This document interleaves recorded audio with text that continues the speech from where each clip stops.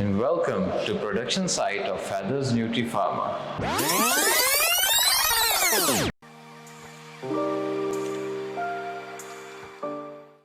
Bismillahirrahmanirrahim. Assalamu alaikum.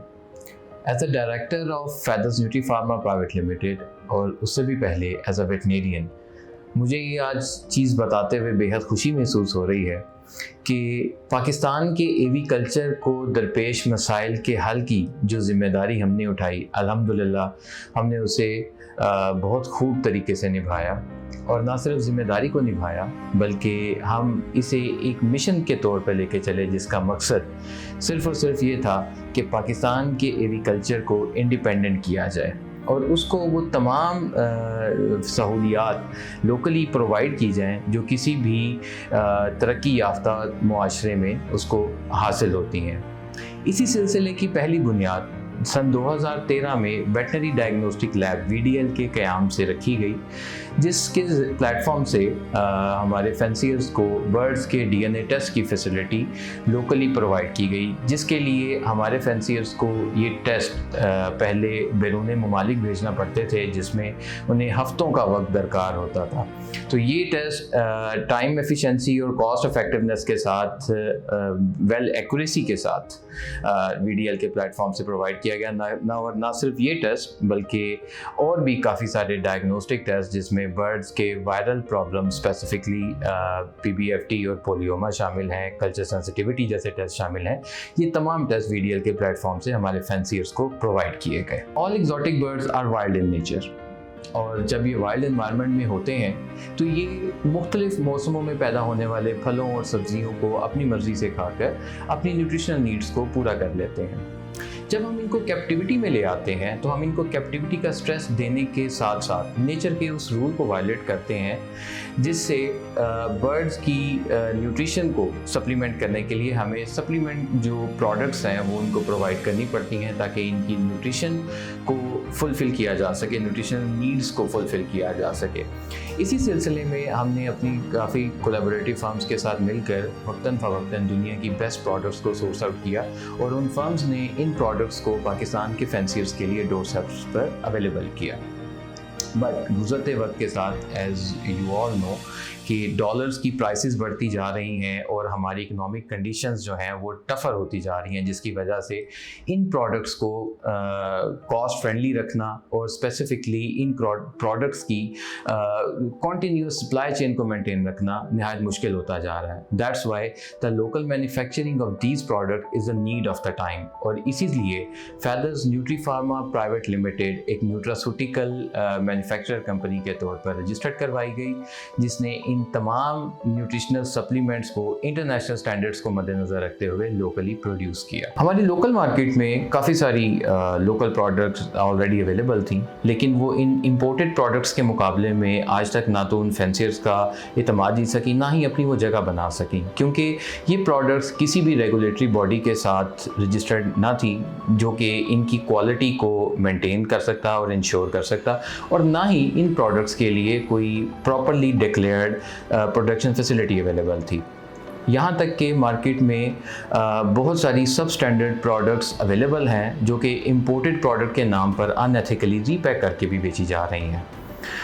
Even के हमारे collaborative importer firms जो हैं जो प्रॉपर्ली इन प्रोडक्ट्स को इंपोर्ट भी कर रही हैं, वो भी आज तक इन प्रोडक्ट को लोकल अथॉरिटीज़ के साथ रजिस्टर नहीं करवा सकी, क्योंकि लोकल अथॉरिटीज़ एक्सटेंसिवली SOPs की इम्प्लीमेंटेशन को इंश्योर करती हैं, जिसमें एंड प्रोडक्ट की कंट्रोल्ड इन्वायरमेंट के अंदर शिपिंग और हैंडलिंग शामिल है। अब ये प्रोडक्ट पाकिस्तान पहुँचने के बाद तो कंट्रोल्ड इन्वायरमेंट के अंदर, कंट्रोल टेम्परेचर के अंदर, ह्यूमिडिटी के अंदर स्टोर की जाती हैं, but during the time of their transportation जिसमें उनको महीनों लगते हैं, और ड्यूरिंग एट द पोर्ट जब ये क्लियरेंस के प्रोसेस में होती हैं, इस दौरान कंट्रोल्ड टेम्परेचर इनके लिए अरेंज करना, कोल्ड स्टोरेज अरेंज करना, बेसिकली इन प्रोडक्ट्स की अल्टीमेटली प्राइस को बहुत ज़्यादा बढ़ा देगी, जो कि कतई तौर पे यूज़र फ्रेंडली नहीं होगी। दैट्स वाई हमारी मैन्युफैक्चर्ड प्रोडक्ट के लिए हमारे सामने दो चैलेंजेस थे जिनको हमें ओवरकम करना था। एक तो प्राइस और दूसरा इंश्योर करना था उसकी क्वालिटी को। हमारी प्रोडक्ट की प्राइसिंग को तो लोकल मैन्युफैक्चरिंग रिसोर्सेज यूज़ करते हुए ओवरकम कर लिया गया। प्रोडक्ट फैदर्स न्यूट्री फार्मा की प्रोडक्ट्स की क्वालिटी को इंश्योर करने के लिए हमने तमाम फार्मूलेशंस जो डिज़ाइन की वो स्पेसिफिकली बर्ड्स की नीड्स को मद्देनज़र रखते हुए डिज़ाइन की गई। सेकंड था प्रोडक्ट की क्वालिटी को इंश्योर करना। उसके लिए हमारी जितनी भी फार्मूलेशंस की गई वो तमाम फार्मूलेशंस स्पेसिफिकली बर्ड्स की न्यूट्रिशनल नीड्स को मद्देनज़र रखते हुए की गई, और ये फार्मूलेशंस हमारे एक्सपर्ट एवियन वेटनेरियंस और प्रोफेशनल फार्मासिस्ट की कोलैबोरेटिव रिसर्च एंड डेवलपमेंट के नतीजे में तैयार की गई। और इन फार्मूलेशंस की तैयारी के बाद इन प्रोडक्ट्स को टेस्ट किया गया और प्रोडक्शन में भेजने से पहले इन तमाम फार्मूलेशंस को drug regulatory authority of Pakistan DRAP के साथ रजिस्टर किया गया, जो कि प्रोडक्ट मैन्युफैक्चरिंग के लिए रॉ मटेरियल की परचेजिंग से लेकर तमाम मैन्युफैक्चरिंग स्टेजेस और एंड प्रोडक्ट की स्टोरेज, हैंडलिंग और स्टेबिलिटी में किए जाने वाले तमाम क्वालिटी एश्योरेंस के टेस्ट को यकीनी बनाती है, ताकि एक highly nutritive product and consumer तक पहुंच सके।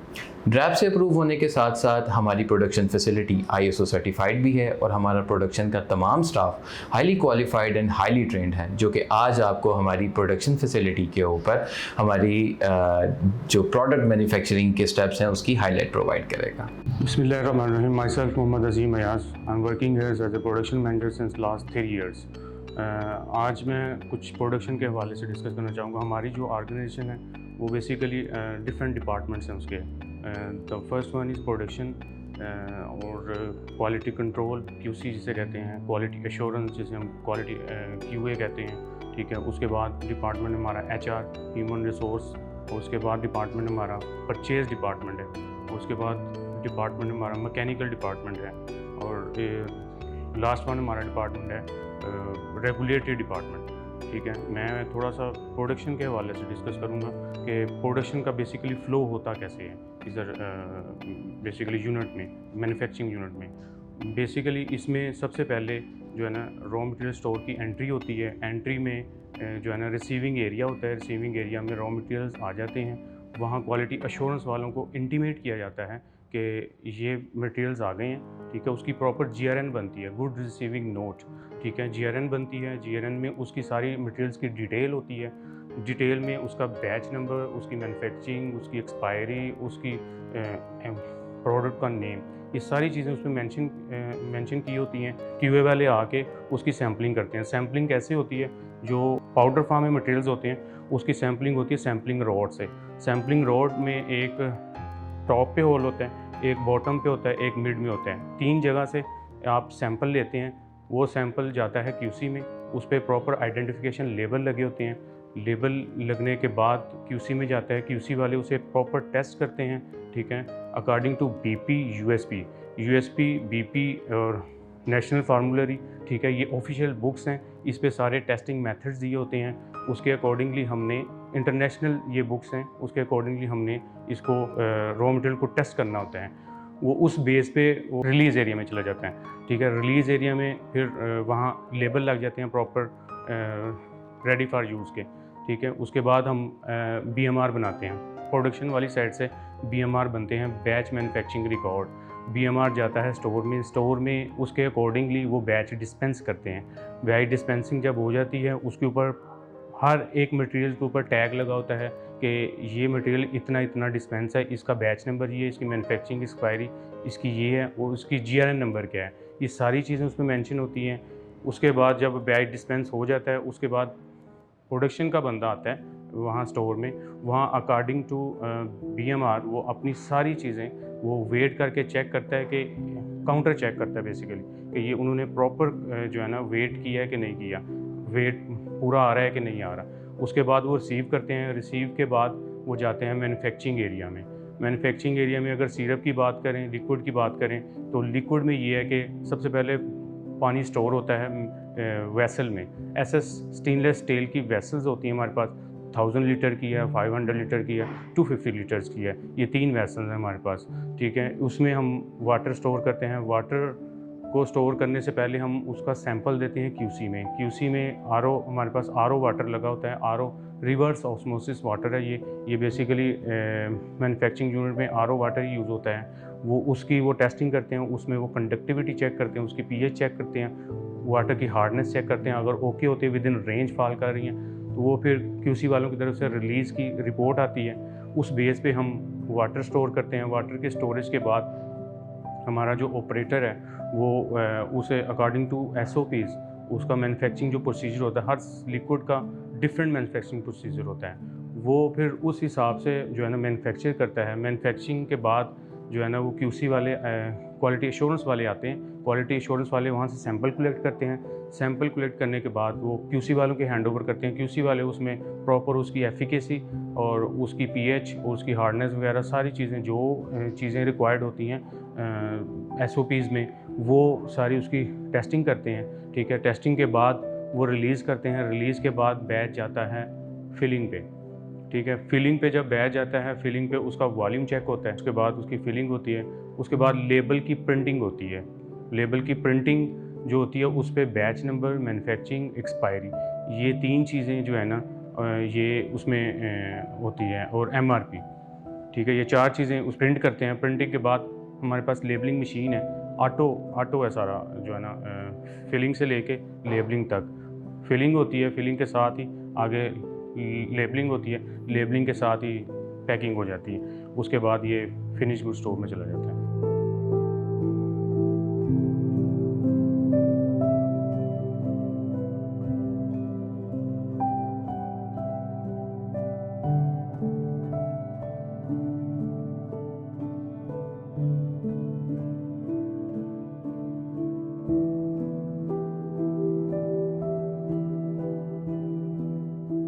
अस्सलाम वालेकुम, मेरा नाम फ़याज़ है, क्वालिटी कंट्रोल ऑफिसर हूँ। हमारे पास तमाम इंस्ट्रूमेंट मौजूद हैं जदीद, जो कि प्रॉपर हर रिक्वायरमेंट को पूरा करते हैं। सबसे पहले इसमें हमारे पास आता है स्टेबिलिटी चैम्बर। कोई भी प्रोडक्ट होती है, नई प्रोडक्ट, उसे R&D में डेवलप करने के बाद उसकी प्रॉपर स्टेबिलिटी और उसके अकॉर्डिंग उसकी टेस्टिंग की जाती है 6 मंथ तक, और उसके बाद उसे ड्रैप में रजिस्ट्रेशन के बाद उसकी प्रॉपर कमर्शियल प्रोडक्शन हम स्टार्ट करते हैं। उसके बाद हमारे पास मॉइस्चर एनालाइज़र है, काल फिशर है, क्लैरीमीटर और डिसइंटीग्रेशन ऑपरेटर्स, हार्डनेस टेस्टर और वेइंग बैलेंस है, पीएच मीटर, कंडक्टिविटी मीटर और यूवी स्पेक्ट्रोफोटोमीटर और HPLC है। जैसे ही प्रोडक्शन में रॉ मटेरियल रिसीव होता है तो स्टोर वाले क्वालिटी इंश्योरेंस को इंटीमेट करते हैं, जो क्वालिटी कंट्रोल को इंटीमेट करते हैं टेस्टिंग के लिए विद सैंपल। तो सैंपल रिसीव करने के बाद तमाम according to pharmacopoeia, BP, USP और इंटरनेशनल फार्माकोपिया के अकॉर्डिंग हम टेस्टिंग करते हैं, जिसमें raw material, active raw material, inactive raw material जो रिलीज़ होने के बाद रिलीज़ एरिया में जो प्रोडक्शन यूज़ कर सकती है, अदरवाइज़ वो अगर रिजेक्ट होता है तो वापस वो वेंडर को भिजवा दिया जाता है with rejection report. Finish product, raw material और इन प्रोसेस, ये 3 स्टेजेस होती हैं हमारी। इन प्रोसेस में मतलब कि final mixing stage, compression stage या फिलिंग स्टेज, लिक्विड, पाउडर, कोई भी मटेरियल हो, उसके अकॉर्डिंग टू फार्माकोपिया टेस्टिंग की जाती है। काफ़ी सारे मटेरियल ऐसे हैं जो कि HPLC पर डिटेक्ट किए जाते हैं, और HPLC पर टोटल जो उनकी रिक्वायरमेंट्स है C18 column, C10, C11, total जितनी भी कॉलम की रेंज है वो हमारे पास अवेलेबल है, और उसके अकॉर्डिंग हम टेस्ट करते हैं उसके। और HPLC हमारे पास 21 CFR कंप्लाइंस HPLC है, वूफिंग का HPLC, और इस पर तमाम तर रॉ मटेरियल, फिनिश प्रोडक्ट और इन प्रोसेस स्टेजेस हम इस पर परफॉर्म करते हैं। इसके बाद आ जाता है UV spectrophotometer. UV spectrophotometer different stages पे यूज़ होता है, जिसमें एक्टिव रॉ मटेरियल भी आता है, इनएक्टिव रॉ मटेरियल भी आता है, और इसमें जितने भी फाइनल स्टेज है और इसके अलावा इन प्रोसेस की स्टेज है और रॉ मटेरियल रिसीविंग से लेके मैन्युफैक्चरिंग तक टोटल सारी जो स्टेजेस हैं वो यूवी स्पेक्ट्रोफोटोमीटर से रिलेटेड है। हमारे पास 2 तरह के स्टेबिलिटी चैम्बर्स हैं, एक एक्सेलरेटेड स्टेबिलिटी स्टडी चैम्बर है और दूसरा real time stability study chamber है। एक्सेलरेटेड स्टेबिलिटी स्टडी चैम्बर में जो टेम्परेचर होता है वो 40 डिग्री सेंटीग्रेड होता है और ह्यूमिडिटी होती है 75। प्रोडक्ट को हम ये कंडीशन दे के 6 मंथ तक डिफरेंट इंटरवल्स पे टेस्ट करते हैं, जिसमें प्रोडक्ट की एफिकेसी और उसकी परसेंटेज का हमें अंदाज़ा होता है कि प्रोडक्ट की एफिकेसी कितनी डिक्रीज़ हो रही है या उसमें क्या कौन कौन सी चेंजेस हो रही हैं। और रियल टाइम स्टेबिलिटी स्टडी में चैम्बर में होते हैं 30 डिग्री सेंटीग्रेड टेम्परेचर और 65% ह्यूमिडिटी होती है। तो 2 साल तक डिफरेंट इंटरवल्स पे पहले 6 month, 3 month, 6 month, 9 month, 12 month and 18 month and 24 month, ये इनका टेस्टिंग इंटरवल्स होता है। इसके बाद आती है ऑन गोइंग स्टेबिलिटी स्टडी, मतलब कि 2 साल आपकी प्रोडक्ट को पूरे हो गए और उसके बाद 6 मंथ की स्टेबिलिटी स्टडी लगाते हैं, जिसमें देखते हैं कि प्रोडक्ट की एफिकेसी कितने से कितने % तक वो लूज़ कर रही है। हमारा जो एफिकेसी क्राइटेरिया वो 90 to 110% होता है, लेकिन मोस्टली हम 102-103% तक अपनी एफिकेसी को रखते हैं ताकि वो मार्केट में हर तरह के हालात को फेस कर सके।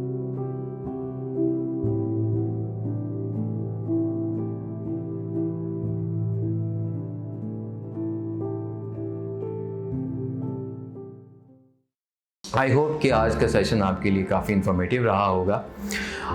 आपको हमारी जो लॉन्च्ड प्रोडक्ट्स हैं उनका एक ब्रीफ सा इंट्रोडक्शन देते चलें। हमारी लॉन्च जो रेंज है उसके अंदर सबसे पहले हमारा एक एनलाइट के नाम से प्रोडक्ट है, जो कि कंप्राइज करता है बर्ड्स के वाइटल इलेक्ट्रोलाइट्स के ऊपर और energy as an energy booster, क्योंकि उसके अंदर ग्लूकोज अवेलेबल है। जब भी बर्ड किसी स्ट्रेसफुल एनवायरनमेंट में है, किसी भी चीज़ के स्ट्रेस में है, आया कि वो मेडिसिनल स्ट्रेस है, ट्रांसपोर्टेशनल स्ट्रेस है, हीट स्ट्रेस है या डिजीज़ का स्ट्रेस है, तो उस केस में बर्ड के इलेक्ट्रोलाइट का जो इम्बैलेंस क्रिएट हो जाता है वो रिवाइव करना नहायत ज़रूरी होता है, क्योंकि उसके बगैर बर्ड ना तो अपनी ली गई फीड को डाइजेस्ट करके अब्जॉर्ब करके बॉडी का पार्ट बना सकता है, ना ही अपनी प्रोडक्शन को ऑप्टिमाइज़ कर सकता है, अपनी बॉडी को ऑप्टिमाइज़ कर सकता है। लिहाजा इस प्रोडक्ट से बर्ड के तमाम इलेक्ट्रोलाइट्स उसकी बॉडी में रिवाइव होते हैं और इसमें मौजूद रेडीली अवेलेबल ग्लूकोज बर्ड को फौरी तौर पे एक एनर्जी बूस्ट भी प्रोवाइड करती है। सेकंड प्रोडक्ट हमारी एम्पावर के नाम से, जो कि केयरफुली डिज़ाइंड प्रोडक्ट है बर्ड्स की नीड को देखते हुए।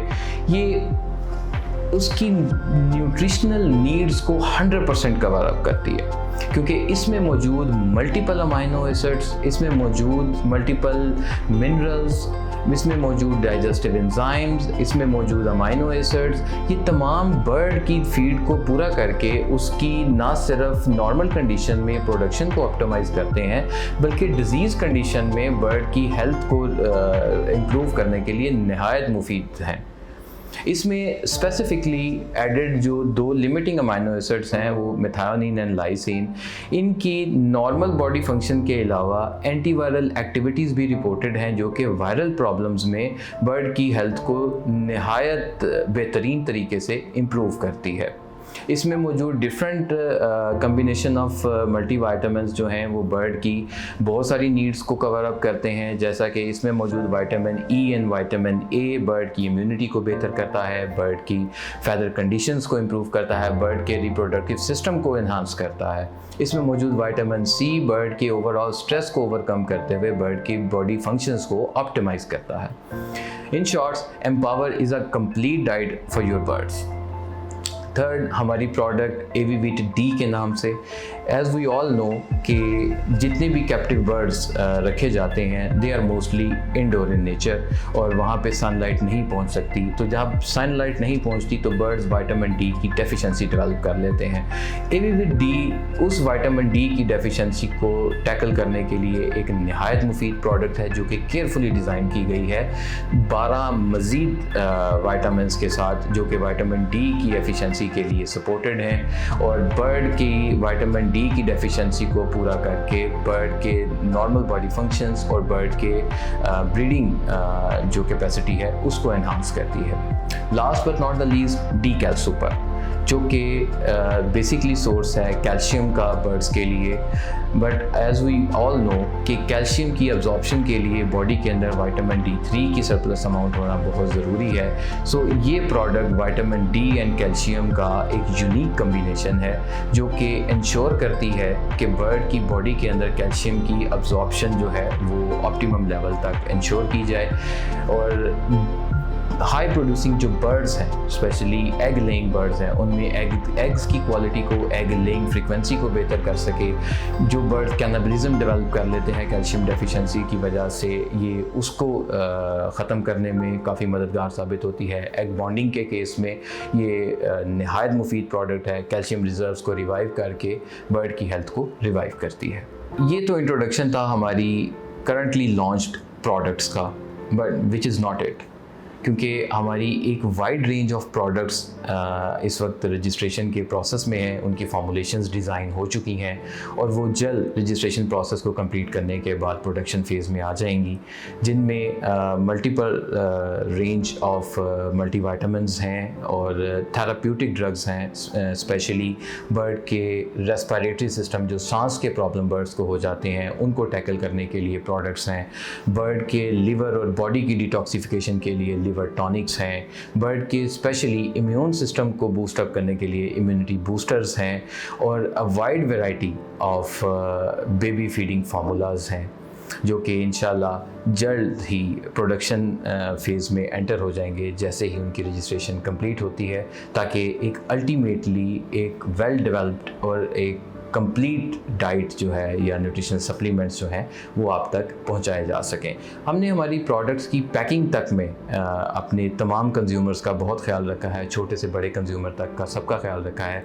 इसलिए हमारी छोटी से छोटी पैकिंग भी 100 ml और 100 ग्राम से लेकर 5 लीटर्स एंड केजीज तक अवेलेबल है, ताकि हर कंज्यूमर को सील पैक प्रोडक्ट अपनी कंप्लीट न्यूट्रिशनल वैल्यू के साथ प्रोवाइड की जा सके। अल्हम्दुलिल्लाह एट लास्ट मैं हमारी फैदर्स फैमिली के तमाम मेंबर्स का बेहद शुक्रगुजार हूँ, जिन्होंने अपना ट्रस्ट फैदर्स न्यूट्री फार्मा की प्रोडक्ट्स पर दिखाया और उनके ट्रस्ट के साथ उनके पॉजिटिव फीडबैक्स हमारे लिए नहायत ही वैल्यूएबल हैं, क्योंकि उनके पॉजिटिव फीडबैक्स ने हमारी प्रोडक्ट्स को रिज़ल्ट ओरिएंटेड प्रोडक्ट्स डिक्लेयर करवाया।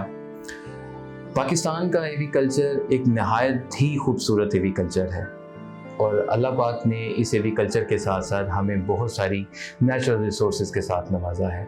उन रिसोर्सेज का पॉजिटिव वे में इस्तेमाल करते हुए हम ना सिर्फ इस एवी कल्चर को स्ट्रेंथन कर सकते हैं, बल्कि इसको आसमान की बुलंदियों तक ले जा सकते हैं। पाकिस्तान पाइंदाबाद।